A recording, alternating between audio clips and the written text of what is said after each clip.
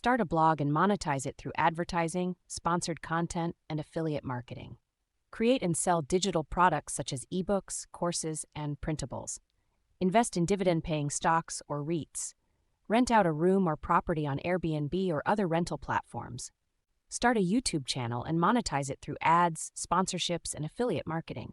Create an online store and dropship products. Invest in peer-to-peer lending platforms. Write and publish a book on platforms like Amazon Kindle Direct Publishing. Create and sell stock photos or videos. Invest in crowdfunded real estate projects. Create and sell an app or software. Start a podcast and monetize it through sponsorships and affiliate marketing. Create an online course and sell it on platforms like Udemy or Teachable. Invest in a high-yield savings account or CD. Create and sell print-on-demand products like t-shirts and mugs. Start a subscription box service. Invest in rental properties and hire a property manager to handle maintenance and tenant issues. Develop and license a product or invention. Invest in a business as a silent partner. Create and sell a digital planner or journal. Start a niche website and monetize it through affiliate marketing, ads, and sponsored content.